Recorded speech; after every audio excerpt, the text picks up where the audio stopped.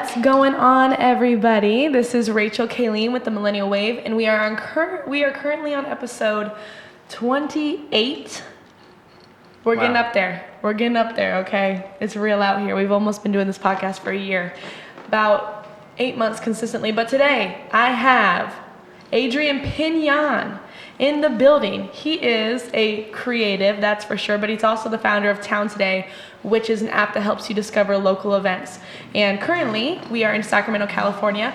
But you know what? I don't think that just an entrepreneur and a creative is your title. I feel like you are the networker of networkers.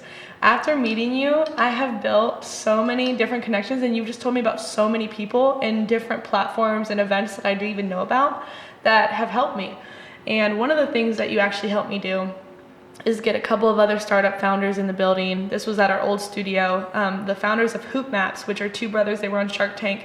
And that was an incredible interview. I mean, people got tons of value from it, and I got tons of value from it for sure. And I think it helped a lot of people kind of realize what to do with the first steps in creating a startup, which I'm excited to also talk to you about. And so tell me, okay, first of all, thank you for being on the podcast. And thanks for the awesome introduction.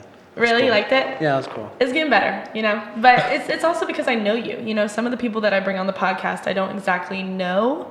And I have to get to know them a little bit more throughout the interview. But for you, I know you. You know, we've hung out. We went to Lowbrow. We got to talk a little bit more. You told me about how you played football and everything, and then coming back and just kind of going into entrepreneurship. You invited me to the Sac City event, right? Sac City? It was the Sac City event. That was last summer. See, do you remember all got this a good stuff? memory. I do. And no, here's one thing. You've given me one of the best gifts that anyone could ever ask for, in my opinion, especially an entrepreneur, which was a book. You got me that book by Lewis Howes, and he replied on Instagram. Yeah. It's called The School of Greatness by Lewis Howes, and I want you to know I use all the different goal-setting tactics that he mentioned in that book to this day. Nice. Mm-hmm. And they helped me a ton. Yeah, a ton. I remember you mentioned him, so I was like, oh, I was shopping, and then I saw the name, and I was like, okay, this looks familiar. Yeah. Oh, Rachel, okay, she'll probably like this. Yeah, no, that was amazing. Like, that was an amazing gift. I'm super grateful for it. And the fact that we didn't even know each other, like, super well, it just kind of showed what type of person you were. So I respect the drive and the passion, so I was like, you know, I want to give you something that can help elevate you a little bit more, so I just thought like education would be a good gift. I feel like not enough people surround themselves with those type of individuals that will help them elevate, that will literally get them a book as a gift. I mean, come on. Like, that's incredible, especially for people our age. So talking about being able to surround yourself and elevate with the right people in your life, how do you kind of get involved in entrepreneurship, and why is networking such a big thing that is a part of your life? Well, I guess networking is just chatting with people. I mean, I was in sales when I was in middle school. I sold newspapers for the Sacramento Bee door to door as like a 12-year-old, and then I did like landscaping for another 5 years. Talked to clients, and then just kind of grew like that.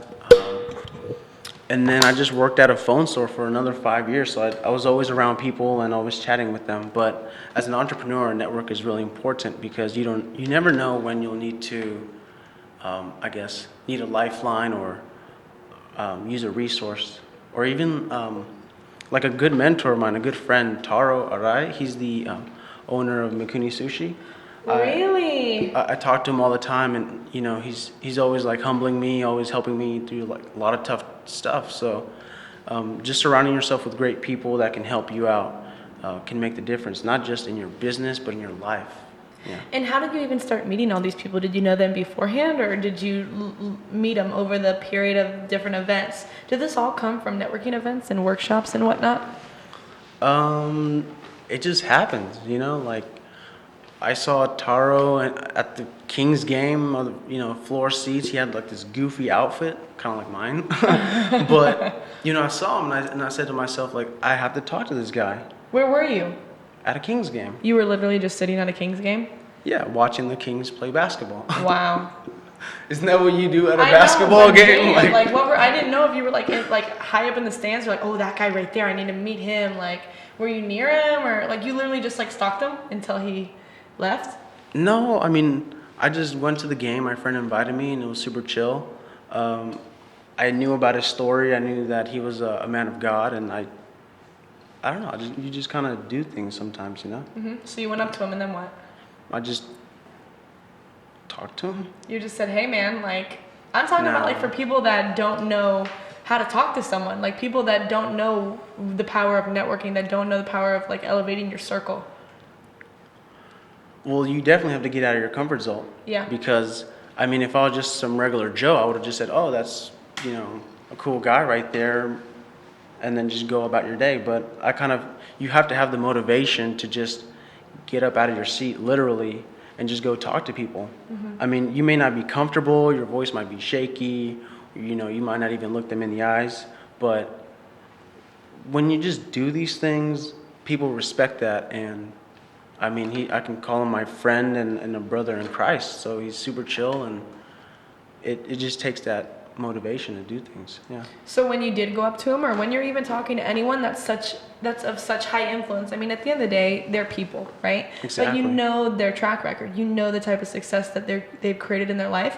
So when you went up to him, did you go with the intention of, oh, I want to get this guy's number? Or did you go in with the intention like, oh, I want to ask this guy a question, or I want to just show this guy who I am. I want him to know who I am. I want to be able to shake his hand and tell him, hi, I'm Adrian Pinon.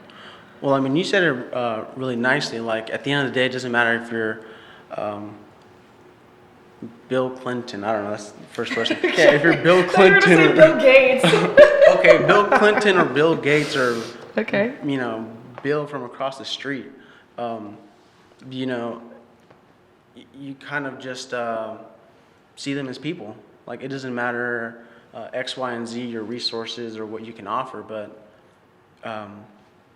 they're just people. Yeah. And some people that want to grow their network see them like, oh, let me just sit in the stands, versus just trying to get out there and get some playtime.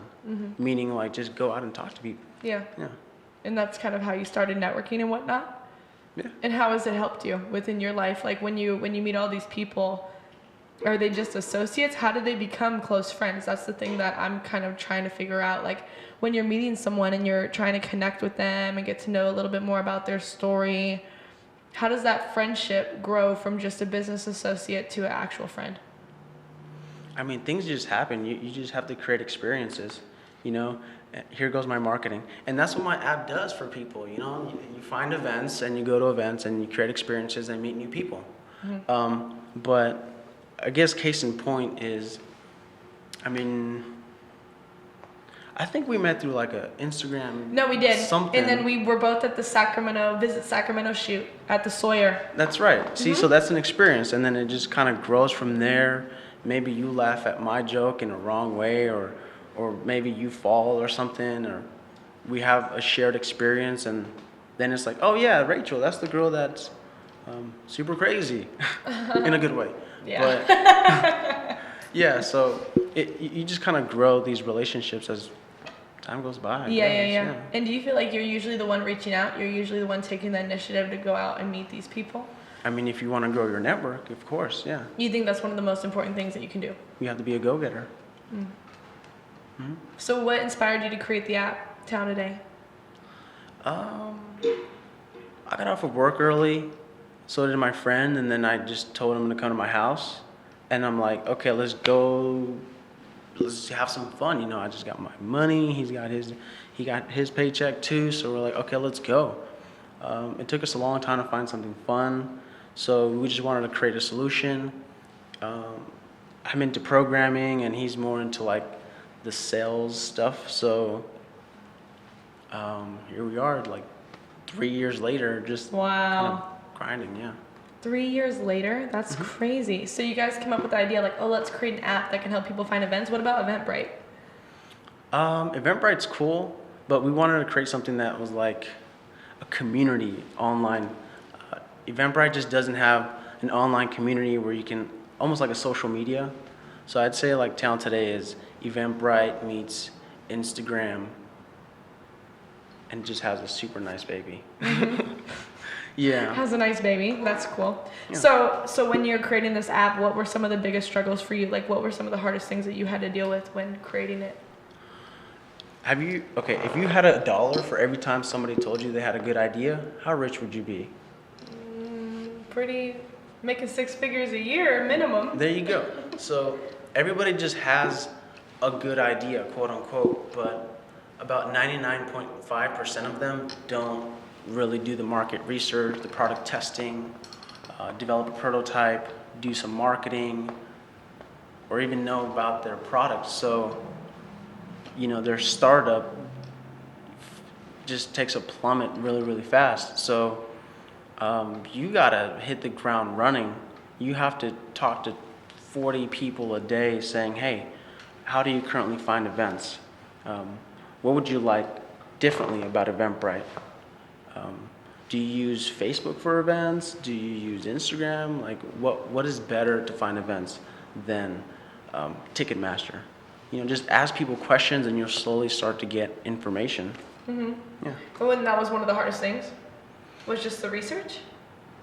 I'd say that's one of the most important things, because if you have an idea and you think you're gonna make 6 figures, go and talk to people and see if it's like something people want, something people need, something that will make you money, something that will make you happy, which is probably the most important thing. So just talking to people, and along the way creating a prototype, along the way raising money, along the way talking to investors and networking. It's a huge process. Yeah. And did you start networking before Town Today, or once you started creating the app and came up with the idea? I've always just kind of been networking, but because Town Today is a software-based company, I started to expand my network into, I guess, like programmers and investors and venture capitalists and owners of other companies, so that way they can inspire me and influence me. Because if I know someone that works in construction, he's just gonna say, oh, that's really cool. Mm-hmm. I can't really help you. I'll download it, but I can't really help you. You know what I mean? Yeah, for sure.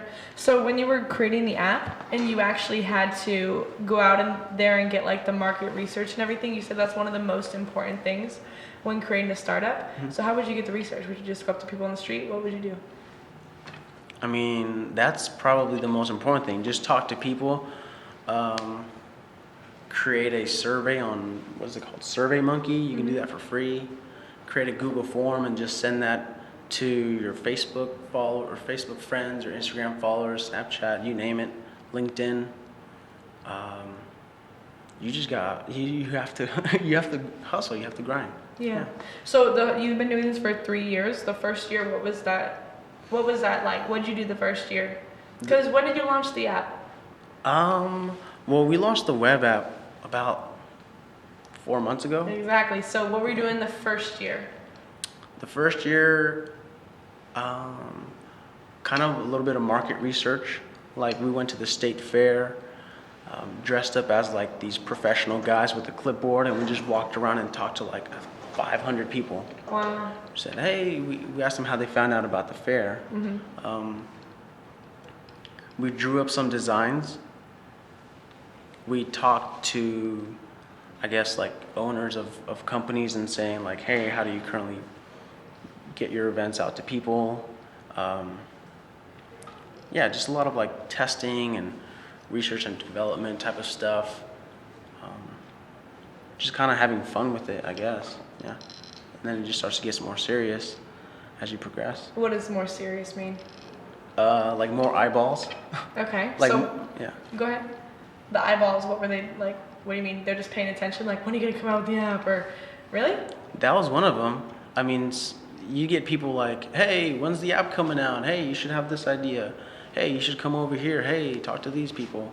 And then it just kind of starts to brew a little bit. There's more excitement. Your numbers start to grow. People are listening now. They expect things from you now. And it's like, whoa, you got to step it up now, you know? Yeah. Were you ever like nervous right when it happened? Like dang, like I really got to pull this off type of thing. Did you ever have that idea, that feeling? I mean, I think I'd be lying if I say I didn't, because I think we're all human. We get nervous, and this is my first startup company. It's doing okay, but like, I guess it's safe to say that I was nervous, but it's not something that I guess before a meeting or before a pitch competition or before a networking event, I'll just drop a quick prayer and I'm like, God, help me out. It usually works. Yeah. What was one of the hardest times within the journey? And I mean, you still have such a long way to go. Like, it's an endless journey if we really think about it. But what's been one of the hardest things so far? Like maybe one of the most difficult moments, embarrassing moments, times where maybe you wanted to quit. What were some of those moments and how did you get through them? I'd say there's two. The first one is like try not to come off like as an a-hole, because they see you, oh, you're the founder, you're the CEO, oh, da da da, and then they kind of see you a different way, which kind of sucks. And the second thing is just being genuine. Like, I think that's probably the hardest thing is like just being genuine, because you'll have people that are like, okay, that's Adrian, okay, founder of Town Today, he's got an event app, he can program, he can code back end and front end, gather event information, I can use him for this and that. Oh, that's the owner of this company, he can do this for me, or, it's super like, Is it a little shady? not shady, but it's fake. A lot of it is fake, and I wish people were more genuine. Why don't you think they are? Because they're trying to use people for their services? We live in a capitalistic society. But, I mean, if people were a little more genuine, a little more like, like a family, it would be a lot more fun. Within the entrepreneurship community? Yeah? Yeah, entrepreneurship community, because, they want to, I guess, dig themselves out of a hole, or they want to make their dreams happen, or, they want it now, they want the $1 million right now, they want their product out right now. So yeah, if it's a little more genuine, it'd be a little more fun. Would you say that, like, for example, when you were just saying they want their product out right now, like, do you think they're being disingenuous with certain things, or do you think they're just excited about their business? I mean, it's their baby. Yeah. They want to show their baby to the world, and they want their baby to grow to some successful company. So founders usually just want to show their baby to the world, and sometimes you just got to sit back and just be patient. Yeah. Is yours your baby? Of course it's my baby. It's my first company. Yeah. Do you feel like the attachment can hurt you? Yeah. Like, if I don't win a pitch competition, I'm like, man, like, what's wrong with mine? Like, the logo's awesome, concept is cool, but, I mean, that's, like, when you own a company and, you start to grow these personal feelings towards it, and it's kind of hard to, like, separate that. Yeah. Because it's your idea, Mm-hmm. And do you ever have people that come in, try to, like, take equity? Have you ever had that happen? Yeah, I had a few people try to strong arm me, and then I'm just like, I'm good. Like, it's fine. Yeah. It's a big city. The guy that you had the idea with, are you guys still partners? Are you guys still doing it together, or is it just you? He's a really good friend. He's more on the back burner right now because I've kind of ventured a little more onward. He's still a part of it. He still like gives me ideas and stuff. We're super chill, but yeah, I guess I kind of just ran with it a little more. So how does that work? So for example, like when you have people in your life that are a part of it, how do you kind of decide on who goes where? How do you work with people that you're close to? How do you make that happen? And how do you kind of move some opinions away from others? You know what I'm saying? Like, how do you take in certain things, but you try to avoid other things that people say? You take in the right opinions and you try to leave out the other ones. How do you kind of filter that?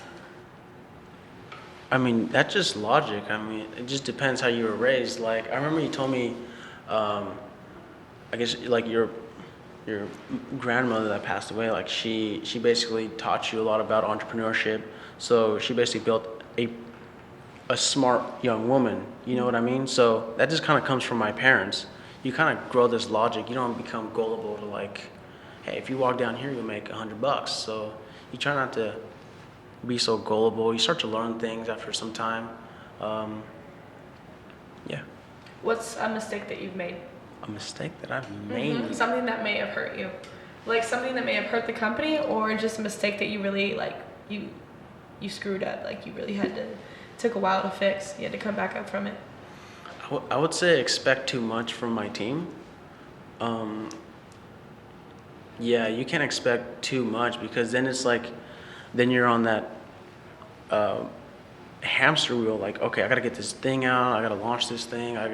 Like we're trying to make money right now, and then you start pressuring people. Like, okay, I need you to get this done right now. I need you to get this done right now. We're on a clock. We gotta launch this. We're on a pitch competition right now. So, just try not to expect way too much. Yeah. Yeah. Well, what about do you think it's just a matter of hiring the right people, or are you hiring the wrong people, or you're hiring the right people, but your standards are too high? I mean, it depends. Do you feel like you hire the right people? I think so. I honestly think it was me because this is my first company. I'm not saying that I'm like Steve Jobs. Like, it's my first company. You learn, like you said, you learn from your experiences, and I finally figured out like, hey, I should probably cut these people out because they're just kind of bleeding this company out. So, yeah, you start to make sagacious decisions. Okay, I like it. So besides the company, are you currently doing anything else, or is it like full-time hustle? I actually work for the State Department. I'm doing I think you mentioned that to me. Yeah, I'm doing like a web analyst. So basically, I make sure that the website works. What we see is working in a nutshell. So it's like part of what you do relates to what your current business is. Yeah. Do you recommend someone that's starting a business, even like let's say they're working at a job and they hate what they do? Not saying that you do, but they hate what they do, and they want to start a business that's in a completely different industry or field. Do you recommend that if they want to start that business to go and get a job that can help them fund it and that's related to that current business so they can learn more? That's a good question. That's a really good question. You should definitely not start a company that you know nothing about. You know, I knew just a little bit about programming, and I thought I could create the next, Facebook thing. I learned that the hard way. It takes a lot. Like, whoever's watching, like, I just need to just sit back and just think about, like, okay, is this a serious startup that I want to pursue? Because it's going to take a lot of time. It might ruin a lot of relationships. I'm going to waste money. It's a time commitment. So if you know how to fold chairs and you're really good at folding chairs, do something cool and innovative with folding chairs. I mean, if you know how to, I don't know, what's something cool you think? Something regarding soap. Soap. I was just thinking about soap. If you know how to take a shower really good, do something cool and make money taking showers. If you try a lot of different soaps and you don't like the soaps that you've tried and they make your skin itch, go come up with a soap bar. Some shit like that. Something like that. There you go. Yeah. Excuse my French. But okay, so you said that when you're starting a startup, you have to invest a lot of time, money, resources, effort. Are you telling me that you were literally willing to basically give everything to this company, whether it worked or not? I wouldn't say I would give everything. But if you know it can work and it eventually will, and it'll grow to what you would like it to be in the long run, why wouldn't you? That's just a question, like just a general question. Why wouldn't you risk everything when you know it can work? Why do people not do that? It's risky. Mm-hmm. It's risky. We're kind of like comfortable people sometimes, like clock in, clock out, go home. That's okay. Got a lot of family members and friends that do that, and there's nothing wrong with that. If you're out pursuing a startup and you're like, man, this could really take off, but it's going to take that extra level of commitment, then it's like, am I really ready for that? Like, am I really ready for this crazy dip right now? Like this roller coaster ride? You got to ask yourself that. And Be honest. yeah, and if you're asking yourself that, then you're probably not ready. Really? Yeah. You think so?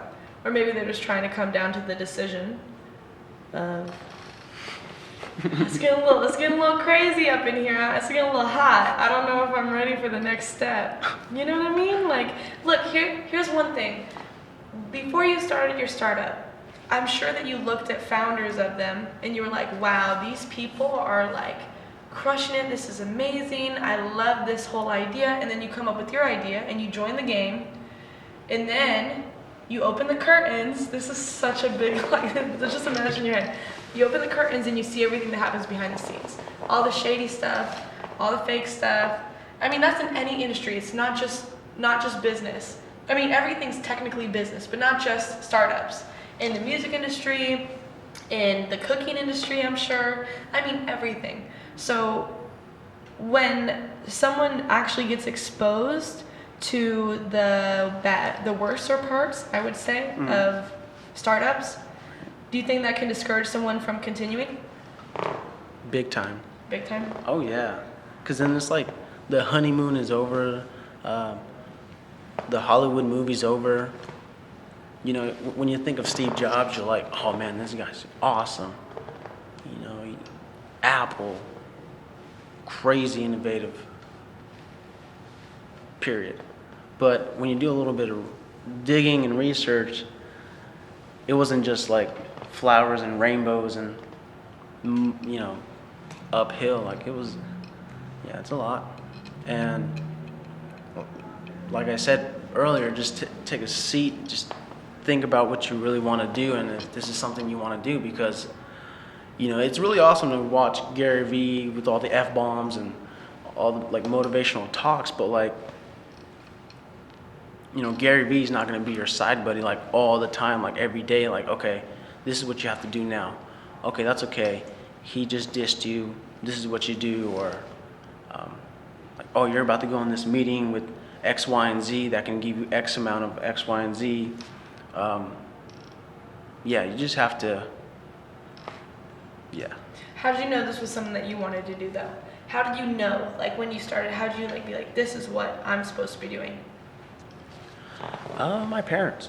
My parents, they've never worked for a company, and yet, like, these guys are pretty cool.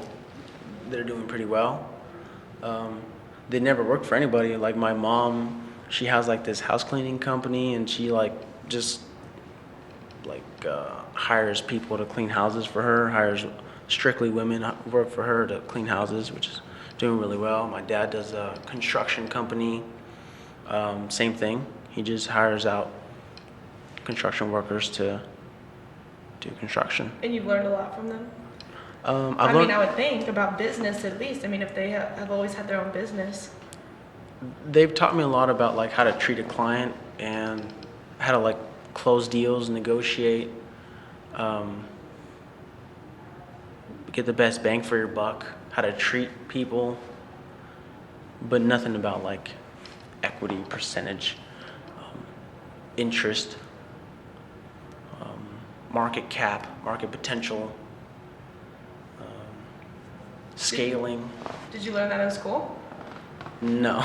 I'm just curious.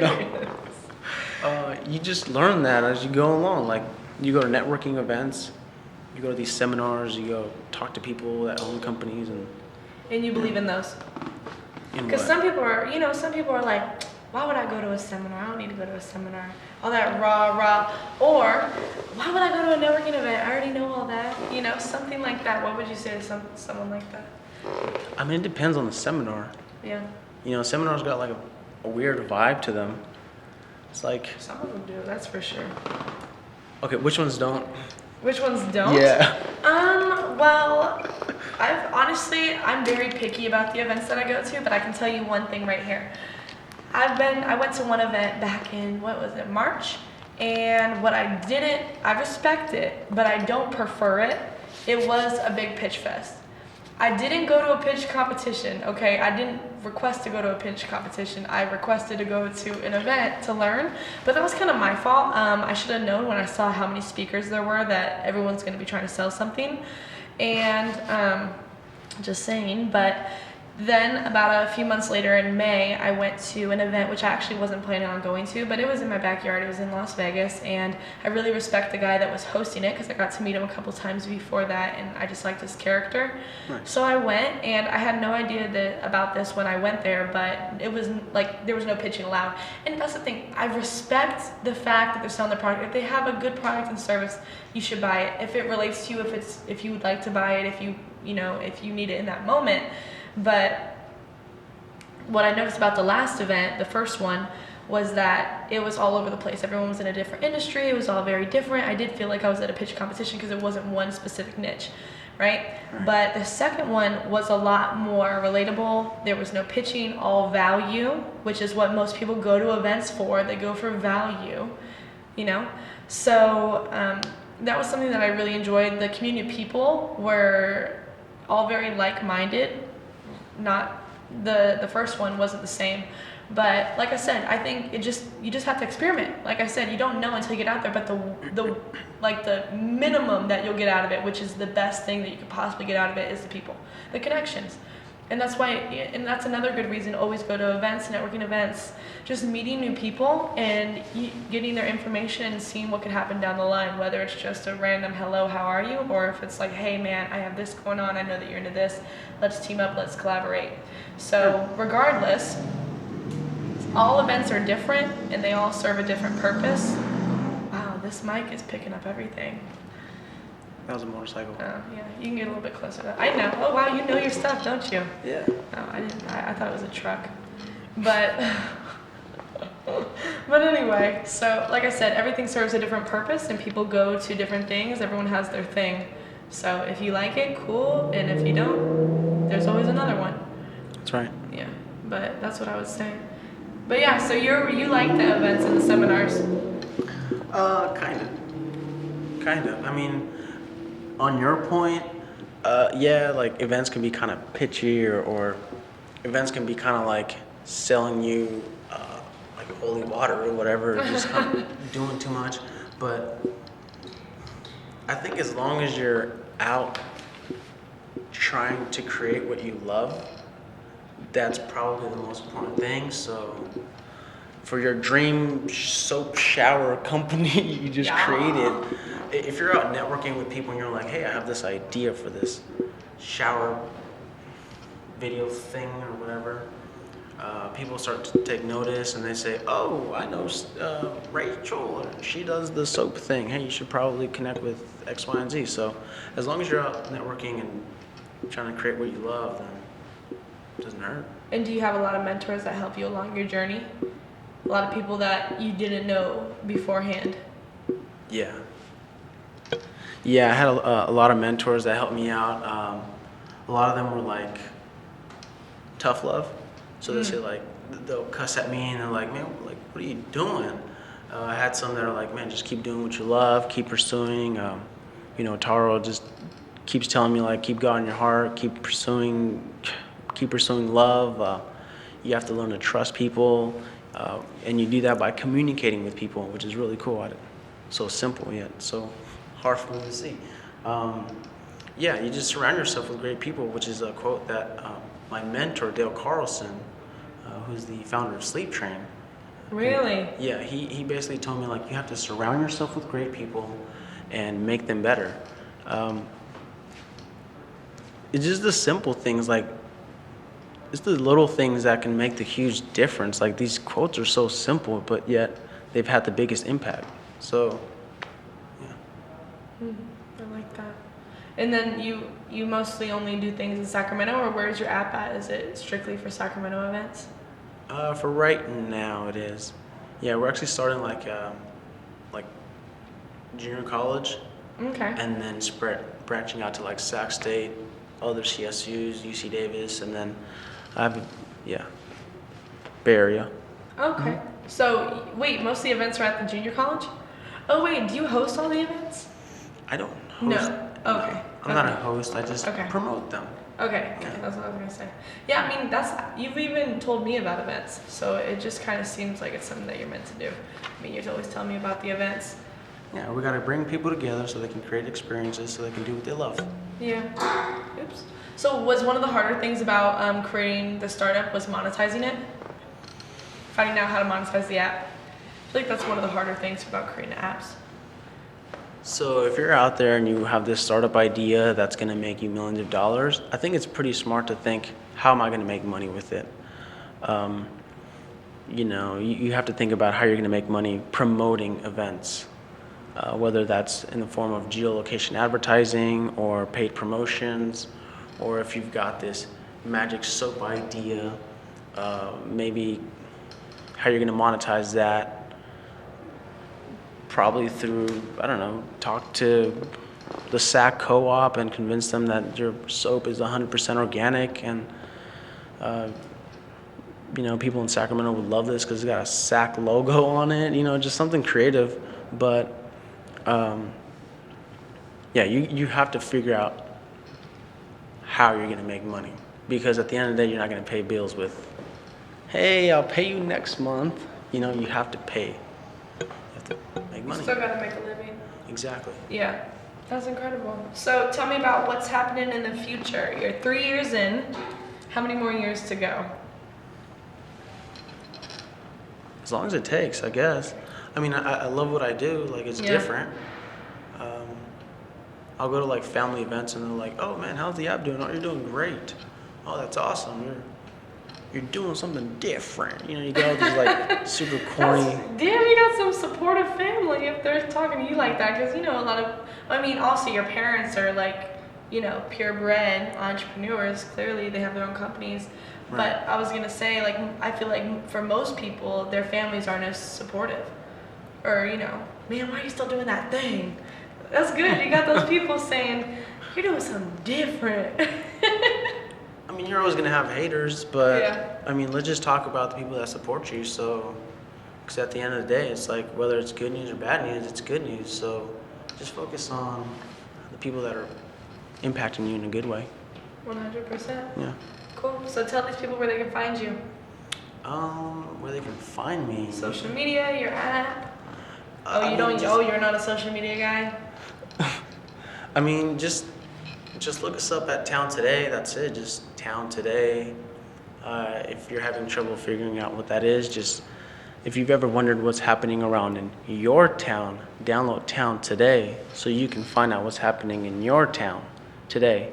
See, there's like a lot of wordplay in there. Yeah, I like it. I think that helped me win a couple pitch competitions. Yeah. No, it's good. It makes sense. Town Today. It's easy. Cool. That's it? That is basically it. You don't want them to reach out to you? I think they'll find me. I think you did a very good intro. Shout out to Rachel for the awesome intro. Woo! It's cool. 28 episodes. Yep, 28. We're gonna get there. That's respect. And Will Smith, if you're listening to this, Rachel wants to interview you. See, people know. I didn't even know I told you that. That's the funny thing. I had no idea. I tell people that a lot too. I want